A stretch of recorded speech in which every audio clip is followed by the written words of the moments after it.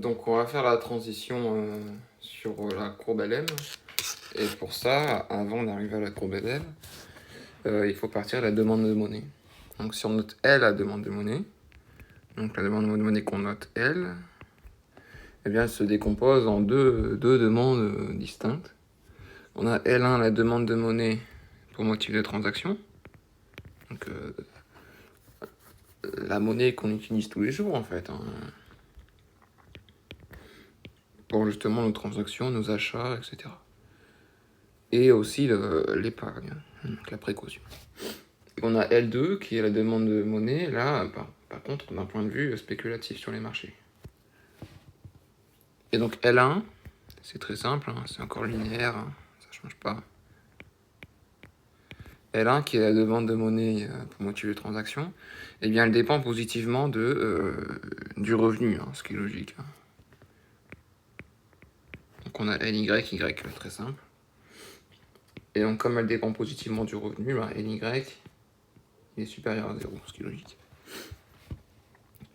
Et la demande de monnaie pour motif de spéculation, eh bien, on a L2 là. Donc là, on s'imagine bien que la spéculation, il va y avoir le taux d'intérêt là-dedans. Hein. Donc on a LR de R. Et la demande de monnaie pour motif de spéculation, elle dépend négativement du taux d'intérêt en fait. En fait, c'est logique. Hein, la demande de monnaie pour motif de spéculation, elle est décroissante. Et pourquoi ?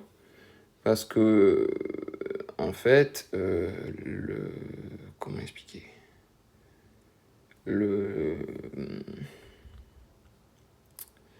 En fait, le prix des titres sur le marché, il est corrélé négativement au taux d'intérêt. C'est-à-dire que si le taux d'intérêt est très bas, donc si on se place dans le cas extrême, dans la trappe à liquidité, eh bien quand le taux d'intérêt est très bas, eh bien le prix des titres est maximum. Et donc dans le cas d'une trappe à liquidité, donc c'est le cas où le taux d'intérêt est le plus bas possible, et bien là le prix des titres est le plus haut possible. Donc si le prix des titres est le plus haut possible, c'est-à-dire qu'il ne peut plus augmenter. Donc c'est-à-dire qu'en fait il n'y a plus aucune plus-value qui est possible en fait. Donc la spéculation, elle est nulle en fait. Hein. Les agents vont soit préférer la liquidité, soit soit ils restent liquides, soit ils liquident, soit ils vendent l'emplacement. Donc ils préfèrent, en cas de trappe à liquidité, donc d'où son nom, eh bien, les agents préfèrent la monnaie. Et donc on voit que la demande de monnaie pour motif de spéculation, elle dépend négativement du taux d'intérêt. Donc en fait, la demande de monnaie pour motif de spéculation, elle est au maximum quand le taux d'intérêt est minimum. Ce qui est logique, ce que je viens de dire. Lorsque le taux d'intérêt est minimum, le prix des titres est maximum, et donc les agents sont liquides, étant donné qu'il n'y a aucune opportunité sur les marchés. Donc la demande de monnaie pour motif de spéculation, elle est au maximum, vu qu'il n'y a aucune fuite sur les marchés. Tout le monde reste liquide. À l'inverse, quand le taux d'intérêt est au maximum, eh bien le prix des titres est plus bas, et donc il y a beaucoup plus d'opportunités, hein, étant donné que le prix des titres ne peut qu'augmenter. Et donc, a fortiori, la demande de monnaie pour motif de spéculation, elle est pas nulle, mais elle est très basse. Et donc, voilà. Et donc, voilà.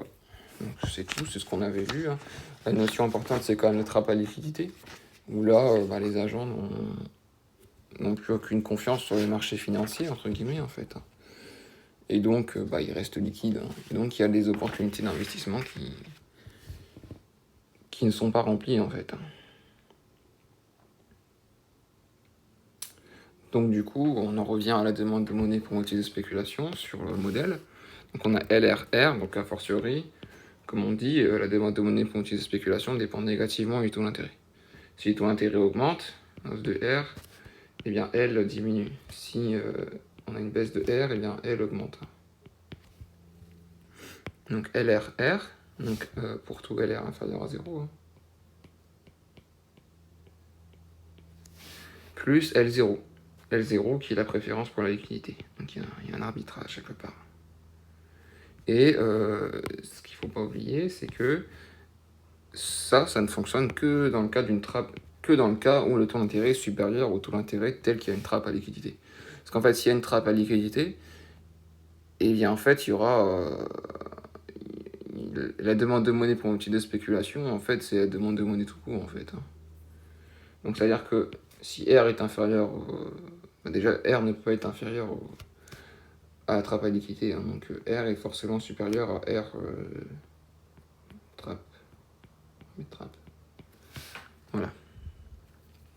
Et donc, a fortiori, L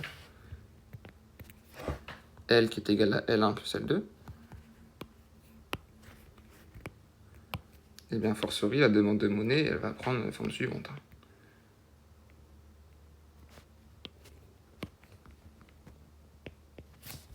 Donc, LR, LYY dans l'ordre plutôt, plus LRR, plus L0. Voilà. Pour tout l'intérêt supérieur à la trappe à liquidité. Voilà, donc ça c'était tout pour la demande de monnaie.